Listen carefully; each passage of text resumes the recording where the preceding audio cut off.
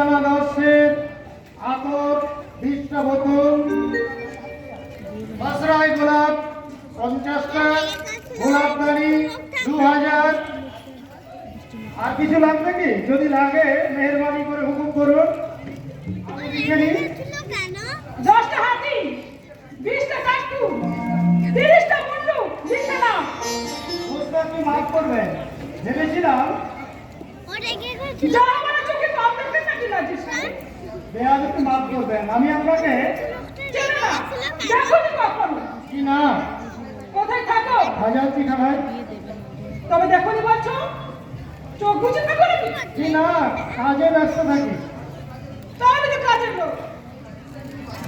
কিন্তু রাতের সময় কি মাঝে মাঝে আপনাকে আদরের প্রশ্ন পাও না? হঠাৎ করে ঘরঘরের থাকি আজকাল না চোখে পড়ে না? কোনোদিন দেখবার চেষ্টাই করিনি। তাই নাকি? তা বেশ, তা তোমার মুখে যে ফটো শুনলাম তা দিয়ে কি হবে শুনি? দবির খা দুজন হিন্দু জমিদারকে মুসলমান করে এক হিন্দু আওরাতকে সঙ্গে নিয়ে মুর্শিদাবাদে ফিরে আসছে। তাই আজ সবেরে থেকে উৎসব শুরু হয়েছে। এগুলো তারই। কৃষ্ণ, তাহলে তুমি তোমার ছুটি কাজ করছো কেন? আমি ছুটির দিনেও কাজ করি। সাকি তাতে তোমার আনন্দ হচ্ছে না?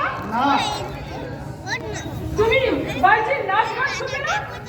না, আমি কখনো শরাব খাইনি, ভাইজিদের নাচ গান দেখিনি, শুনিনি। তাছাড়া জোর করে অন্য ধর্মের মানুষকে ইসলাম করাকে আমি অত্যাচার বলে মনে করি।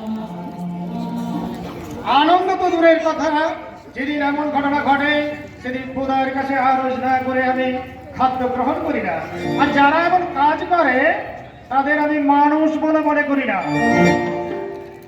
নবাব কেউ না? না, আমার পরিচয় জানো? আন্দাজ করি আপনি শাহজাদি। কিন্তু শাহজাদির সামনে নবাবকে অসম্মান করা সামান্য নাজি সাহেবের হয় কি করে? খোদা দিয়েছে, শুধু নবাব কেন, সত্য কথা বলতে আমি বাদশাহকেও ভয় পাই না।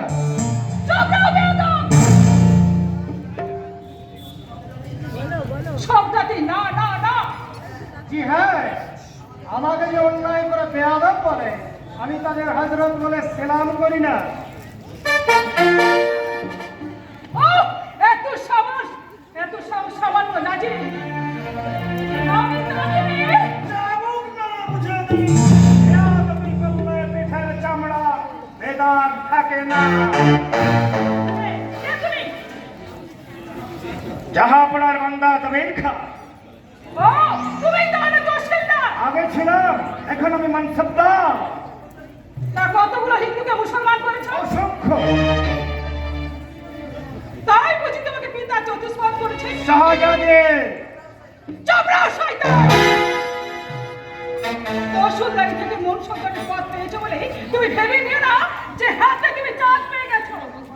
তোমার অত্যাচারে সারা বাংলা হিন্দু সমাজ আর আতঙ্কিত। তাই তোমার একমাত্র শাস্তি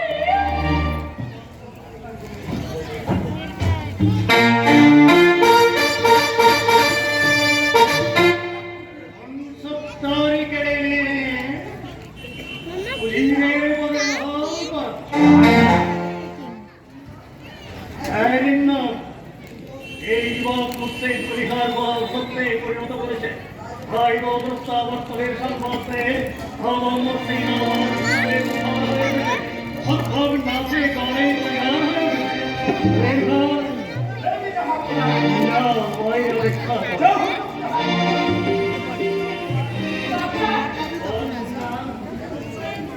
কেন কেন তোমার এই হিন্দু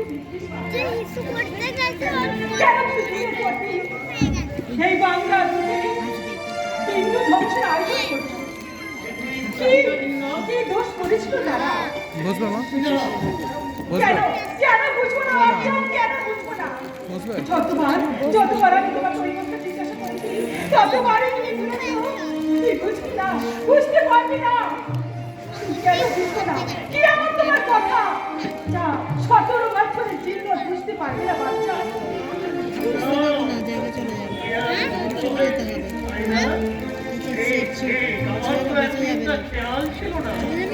কি করে থাকবে বাপজান? জন্মের পর থেকে দেখে আসছি চোখ দুটো তোমার লাল, পা দুটো তোমার হিন্দু রক্তে রঞ্জিত। মা মারা গেল, তারপরে তোমার চোখে এক ফোঁটা পানি এলো না। তুমি কি মানুষ বাপজান? আমি মানুষ নই।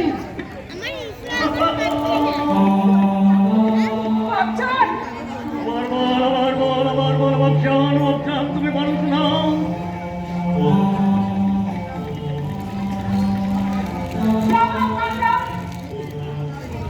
মুর্শিদপুরের নাম শুনে তার আতঙ্কে শিউরে উঠছে।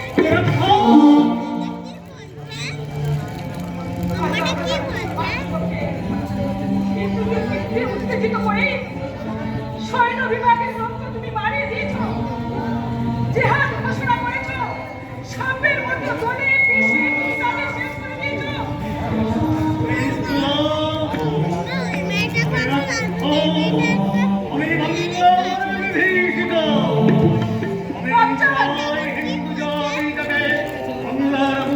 চিরতরে মুছে দিতে তুমি